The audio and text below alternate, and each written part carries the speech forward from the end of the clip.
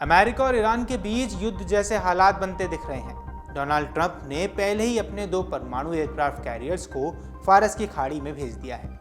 इसके अलावा अपनी 1/3 B-2 बॉम्बर को भी हिंद महासागर में डियागो गार्सिया एयरबेस पर तैनात कर दिया है।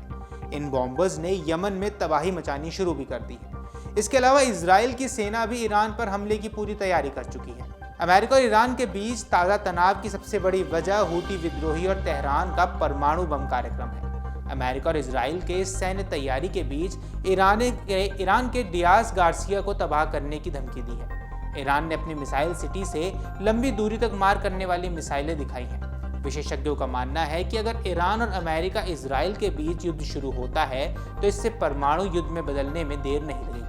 तो आइए समझते हैं कि किस तरह से पश्चिमी एशिया में हालात कैसे विस्फोटक होते जा रहे हैं। नमस्कार, आप देख रहे हैं अमर उजाला और मैं हूं आपके साथ साहिल सुया। ईरान ने अपने परमाणु कार्यक्रम को जिस आक्रामकता के साथ आगे बढ़ाया है उसने इंटरनेशनल पावर्स को परेशान कर दिया है।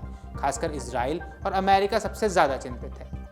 इजराइल ईरानी परमाणु हथियार को अपने अस्तित्व के लिए खतरा मानता है। वहीं अंतर्राष्ट्रीय परमाणु ऊर्जा एजेंसी की एक रिपोर्ट में कहा गया है कि ईरान 2015 के परमाणु समझौते के तहत तय किए गए निर्धारित 3.87% सीमा से ज्यादा स्तर का यूरेनियम को समृद्ध कर रहा है।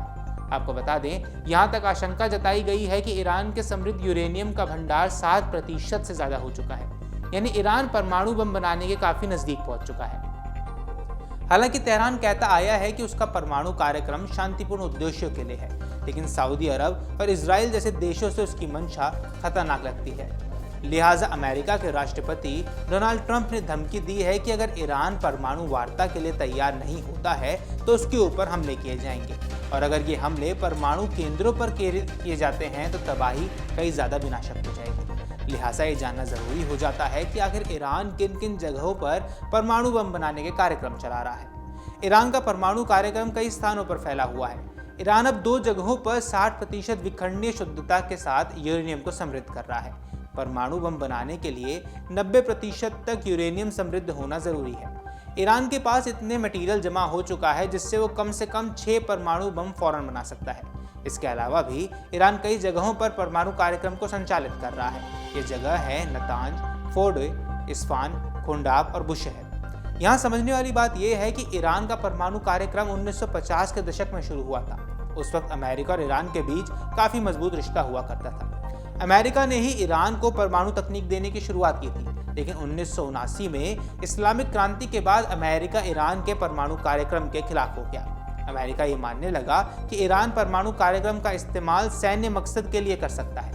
संयुक्त राष्ट्र सुरक्षा परिषद ने कई बार ईरान पर प्रतिबंध लगाए हैं, जिसका मकसद हर हाल में ईरान को परमाणु बम बनाने से रोकना था, और इसी के लिए 2015 में ईरान के साथ JCPOA यानी joint comprehensive plan of action समझौता किया गया था। अब देखा जाए तो ईरान के पास कई बेहद विनाशक मिसाइलें हैं। इसके अलावा एक्सपर्ट्स का मानना है कि ईरान की रणनीति पूरी तरह से पारंपरिक युद्ध के बजाय एसिमेट्रिक वॉरफेयर पर आधारित है। ईरान का मकसद युद्ध को एक लंबे संघर्ष में खींचना होगा, जैसे यूक्रेन ने युद्ध को लंबा खींच दिया है, जिससे वह अमेरिकी सेना को थका सकता है, जैसे उसने इराक में अमेरिकी सैनिकों के खिलाफ किया था। ऐसे में जानना जरूरी है कि अमेरिका का परमाणु डॉक्ट्रिन आखिर क्या कहता है। अमेरिका की न्यूक्लियर डॉक्ट्रिन के मुताबिक परमाणु हथियारों का इस्तेमाल सिर्फ खुद पर हमला या अत्यधिक गंभीर खतरे की स्थिति में ही किया जा सकता है। अमेरिका ने हमेशा परमाणु हथियारों का इस्तेमाल रक्षात्मक मकसद के करने की बात कही है। अमेरिका इसे निरोधक शक्ति मानता है और वो अपने परमाणु हथियारों को आक्रामक नहीं मानता है।